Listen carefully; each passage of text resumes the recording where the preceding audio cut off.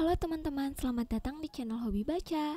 Sebelum kita tahu hari ini aku akan bahas buku apa, jangan lupa untuk klik tombol subscribe untuk mengaktifkan notifikasi dari channel ini, agar kedepannya lebih banyak buku-buku non-fiksi yang akan aku bahas. Hari ini aku akan bahas buku Quiet, karya Susan Cain.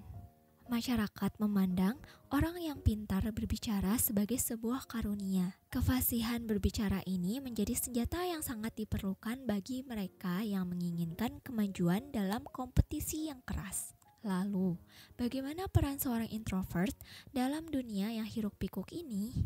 Sifat pemalu dan pendiam menjadi suatu hal yang menakutkan sebagai pribadi yang tidak bisa menyesuaikan diri.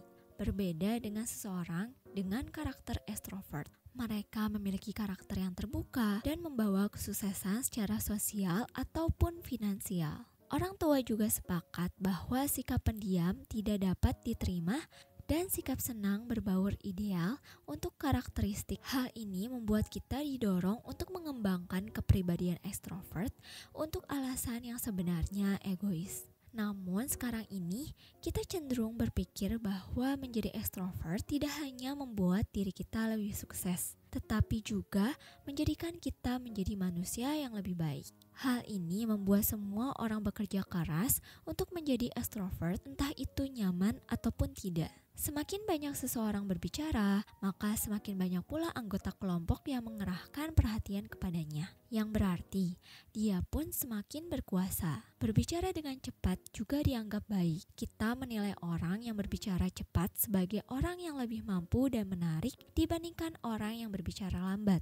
Paradigma yang telah mengakar kuat ini mulai terbantahkan ketika menyatakan bahwa introvert dapat memimpin suatu perusahaan dengan baik karena kecenderungan mereka untuk mendengarkan orang lain dan tidak terlalu tertarik untuk mendominasi situasi sosial. Para introvert lebih mungkin untuk mendengar dan juga melaksanakan saran, dan kesunyian menjadi pengantar untuk inovasi yang menciptakan seseorang yang kreatif. Sangatlah penting untuk mengenali bahwa banyak orang memerlukan waktu sunyi dan privasi ekstra untuk melanjutkan kerja terbaiknya.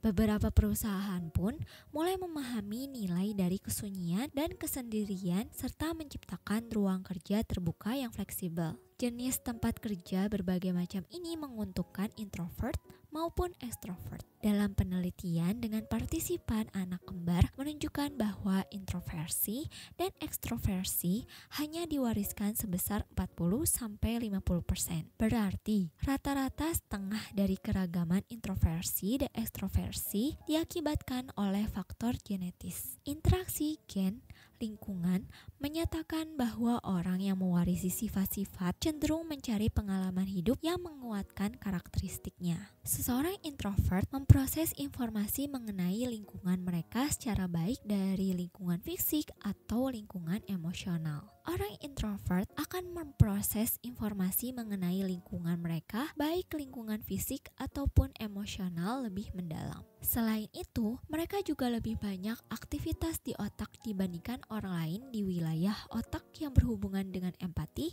dan dengan upaya untuk mengontrol emosi yang kuat. Introvert juga berhasil mengatur perasaan-perasaannya seperti kegembiraan. Dalam pengambilan keputusan kelompok, extrovert lebih baik mendengarkan introvert, khususnya ketika mereka telah melihat masalah di depan. Extrovert terlihat mengalokasikan hampir seluruh kapasitas kognitif mereka pada tujuan, sedangkan introvert menggunakan kapasitasnya dengan mengawasi bagaimana suatu tugas berlangsung. Tetapi introvert lebih hati-hati saat berpikir dibandingkan extrovert. Extrovert lebih cenderung mengambil pendekatan cepat untuk menyelesaikan masalah, mengganti akurasi kecepatan, dan meningkatkan kesalahan yang semakin meningkat ketika mereka sedang bekerja. Sedangkan introvert berpikir lebih dulu sebelum bertindak. Mereka akan mengolah informasi dengan menyeluruh, mengerjakan tugas lebih lama, dan bekerja lebih akurat. Serta sulit bagi extrovert untuk memahami betapa inginnya introvert memulihkan diri mereka di akhir kerja yang sibuk. Jika kamu introvert, temukan diri kamu dengan menggunakan bakat-bakat. Kamu memiliki daya ketekunan, kegigihan untuk untuk memecahkan masalah-masalah yang rumit dan juga pandangan yang jernih untuk menghindari perangkap yang menjatuhkan orang lain.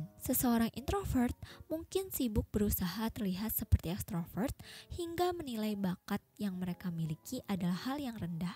Introvert dapat berperilaku seperti ekstrovert demi pekerjaan atau sesuatu yang mereka anggap penting. Namun, mereka tetap harus memiliki zona menyendiri untuk mengembalikan energi-energi mereka seperti semula. Karena bagi seseorang introvert yang berpura-pura menjadi ekstrovert akan menguras tenaga, keaslian, dan juga kekuatan fisik. Terima kasih sudah mendengarkan video ringkasan buku Quiet karya Susan Cain. Semoga video ini bermanfaat dan sampai jumpa di video selanjutnya.